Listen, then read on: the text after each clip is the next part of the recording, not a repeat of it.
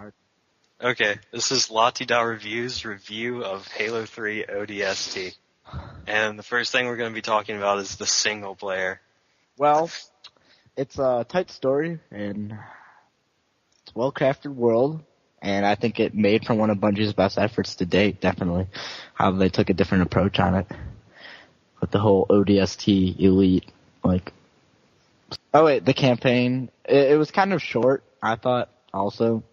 But it's definitely satisfying, and how they approach to, urban combat, and, kind of more stealth look, and, it's kind of a more, dark look, too.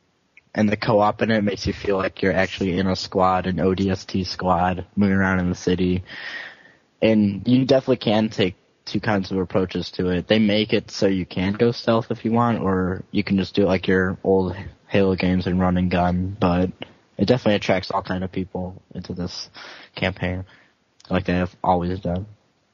Yeah, I agree with some of the things you said. I think it's probably one of my favorite Halo campaigns to date, just because of the way it's not, I guess, aside from the first one. Sense. Because, yeah, I guess it makes sense, like he said, and the way it's set up, the night portions in single player, not so much in co-op. I really did feel alone, and if I run into a group of anything, I'm gonna get my ass kicked. And that was the first thing that happened to me. I ran in, I was like, yeah, this is Halo. Let's kill these 3 grunts and a brood. And I just got raped and had to start over. But I thought the night portions made a good sense of loneliness, and the portions where you did the flashbacks are action packed. So it's sort of has the best. Yeah, I like how it jumped from that. And when it went back to night times, as in all Halo games, the music was just superb. How you're back at night times, really walking around alone, it felt like Iron Legend a little bit, even though that movie sucked, I think. Let's not bring that up. Yeah. But I mean, just the feeling, they really get you in that atmosphere, a battle went on here, and you're finding your lost squad, and et cetera, et cetera. It feels a lot different than most Halo games. You can't just run in, you don't feel like a Spartan, really. You can't just run in, rape people in the face anymore. Mm-hmm. The whole health thing, too. You definitely don't, I went in thinking, oh yeah, rechargeable health and all this shit. I'm like, oh wait, no, I'm not Master Chief. I gotta think this through, which I like, too. It's different. Yeah, it's kind of, I don't know, it felt kind of easy on Legendary. But yeah, well, that's because we had 3 people playing when we played through on Legendary. But regardless, I mean, it wasn't. I mean, some parts in the flashbacks were hard because when you're in the city alone, it's just little squads. It's not like you're fighting wraiths and ghosts and stuff. Yeah. Not until the end, that is. What? How many times did we die? Once or something? We died more than that, definitely. Oh, Especially during the flashbacks. I know we died more than that. In the city, I think maybe once at the most. When we first started and we all split up and just ran in. Yeah. Well, for people that are listening to this podcast and have no idea what the flashbacks are, basically you're the rookie of the ODST squad, and you're finding your squad mates that have seemed to disappeared, and you find things that have been left along the way, and they give you a flashback of to what happened there. So yeah, it's sort of like Blue's Clues meets Halo.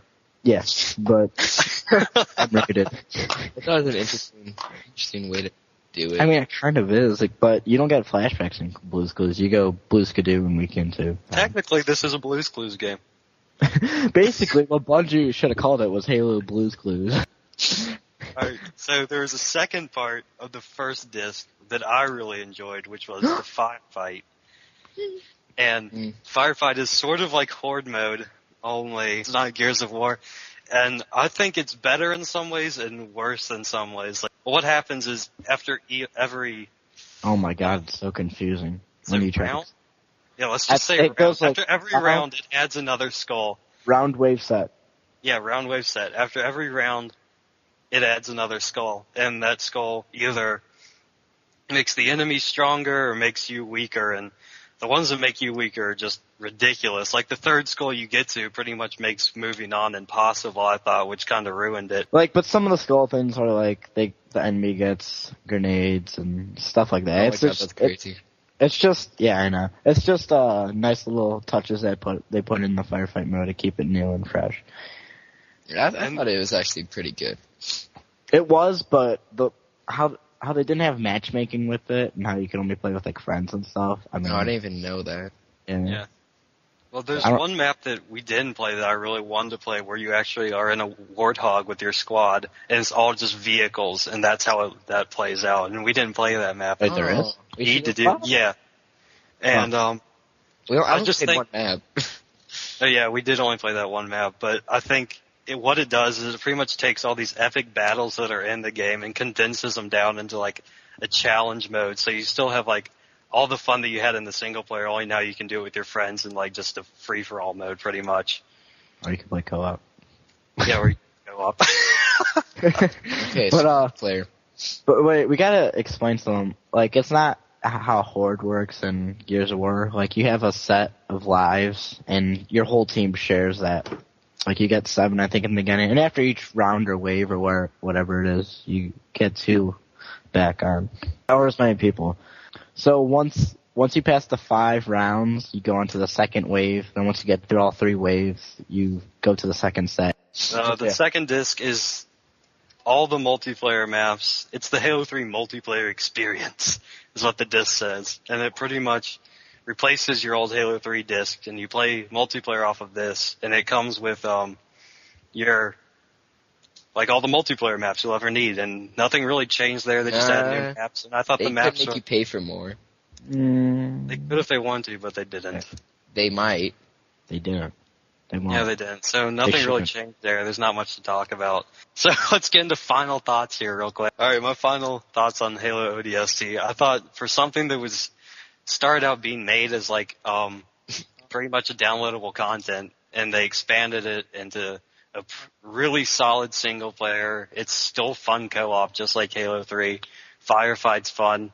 And I mean, if you didn't already pay for the maps, then I feel that the $60 was worth it. I give this, I'm gonna go with a 9 out of 10. And I say you should pick it up. Alright. I thought, a good game overall. I don't know if I'd say solid campaign just because of how short it was. And the voice acting kind of pissed me off too. All the cutscenes felt pretty awkward and annoying sometimes. And, yeah, it's a good deal if you didn't buy the multiplayer maps at all, but if you did pay for multiplayer maps, well, Bungie's pretty much saying fuck you. So, yeah. I'm gonna give it a 7 out of 10 just because I don't think it's really worth That's a bit. Alright, Adam. So Halo 3 ODST, it's not a true sequel, but it's more than a standard expansion, I would say. And the campaign's a tad short, but I think it's really well crafted and exciting, how the whole like city look and like how it's dark and alone and stuff. And then there's the other disc full of multiplayer maps, which I think was great, and then the firefight mode that they added. And so, story good. And the graphics, I mean, the Halo 3 engine, it's starting to show its age, but I mean, the art team with the city, like I said before, looks really good and makes you like you're there. And with the campaign, it's a tad short, but the whole approach of ODST and like your squad and stuff, I think that's what kept me wanting to play it more. And I would have to go with the 9 out of 10 as well. One thing that we didn't say is that one part that I thought was really cool was the way they did night vision in the dark part. I was thinking about that. Really well done. I was gonna say that. The way it highlighted important objects and outlined enemies in red, I thought that was all really cool, and we forgot to bring that up earlier. But go ahead. I'm just saying, like, I think the hype at the beginning was a little bit too much with, like, keep it clean and trying to keep us, like, guessing one. Because, I mean, it's not like it's a whole new game. I mean, it even says Halo 3 in the title, so. Yeah, that's true. I mean, but overall, if you're a Halo fan, go get it. For sure.